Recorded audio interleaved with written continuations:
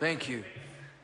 And I call the honourable member Todd McClay. And having said that, of course, I should acknowledge my assistant on my right, whose birthday it is today.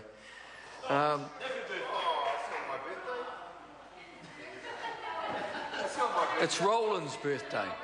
It's Roland's birthday. Excellent. So Todd McClay. Thank you, Mr. So the honourable member Todd McClay, please. May I start my speech by joining you and wishing Roland a very happy birthday and the very best for the year. No, we're on Roland and I on first-term basis. Can I start, Mr. Speaker, by saying that I'm thankful to Dr. David Clark for telling us in his speech towards the end of his great speech there that Labor was supporting this bill, because it really wasn't obvious for the rest of the 9.5 minutes. Indeed, Mr. Clark, Dr. Clark, is known to come to this House and proclaim the 50 years of everything. Well, that was the worst haircut in 50 years, the worst tie of 50 years, and certainly the worst speech of 50 years when it comes to issues like this. Absolute doom and gloom all the way through it.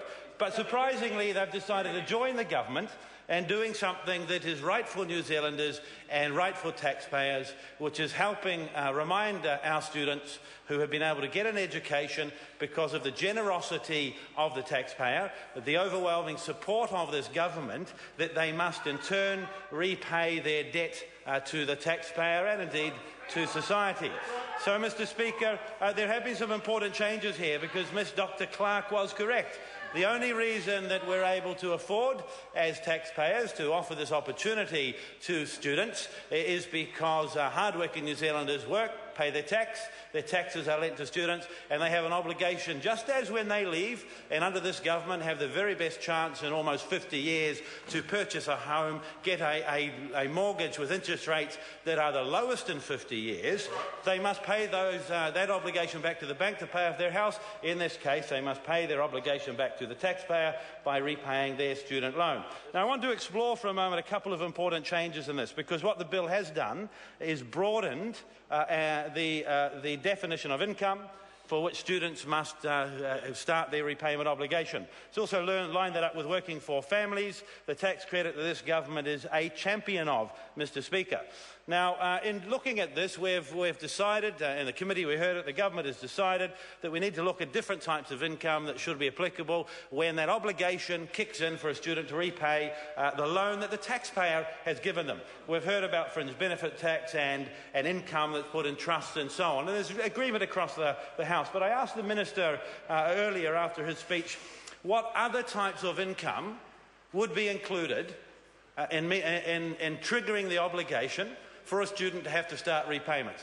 A student that's overseas, for instance, if they had a bank account overseas and they had money in that bank account, let's say, well, I had an email the other day, somebody said, let's say $500,000 they had in a bank account in a bank in New York that was receiving 2% interest a year, that would be a return of about $10,000.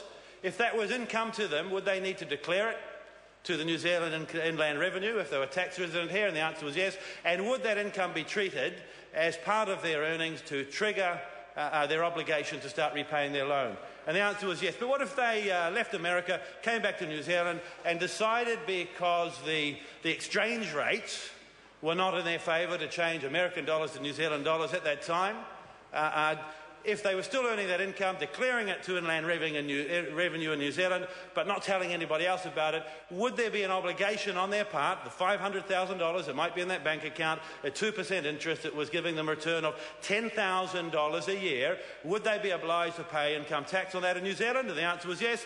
And would that be counted as part of their income when it was time to meet their obligation to repay their student loan? And the answer to that was yes as well. And so I'm glad that both sides of the House are supporting this bill, and both sides of the House are agreeing that when people do have income that is declared, they're earning, they have an obligation to repay it, they should declare that, they should tell people about it, they should assess that as part of their obligation. So in the case of an overseas bank account in New York that was secret to everybody but, I don't know, the Inland Revenue, would that be part of the obligation to include that as their earnings so they could restart repaying their obligation to the New Zealand taxpayer? And the answer to that was absolutely yes. And finally, Mr. Speaker, the sharing of information between Inland Revenue and Customs. And that's very important, because it is important that Inland Revenue know what's happening when people come and go so they can meet their obligations. We don't want people overseas not meeting their obligations. We certainly don't want them coming back to New Zealand and not telling people about money they might have overseas in bank accounts in New York.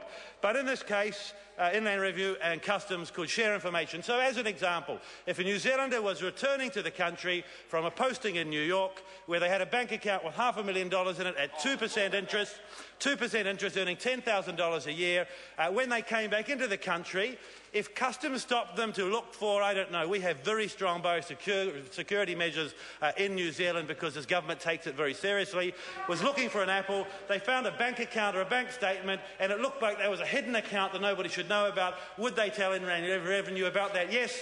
Would they tell Parliament about it so it could be declared in the member's interest? No, that wouldn't be part of this bill. But certainly in the case of meeting your obligation to New Zealanders who have lent money to others so that they can study, so that their obligation would be kicked back. And yes, that bank account would be declared to Inland Revenue so that New Zealander would meet their obligation. So to Dr. Parker, Dr. Clark, who spoke earlier, I'm glad that Labor is joining us with this. He should have moved an SOP earlier to say that any information sharing between Customs and Inland Revenue about secret bank accounts that might come to the country could be shared with this Parliament as well before the last day of January when we make our pecuniary interest. He didn't. But I commend this bill to the House. Thank you, Mr. Speaker. Oh, great speech. Yeah. I call the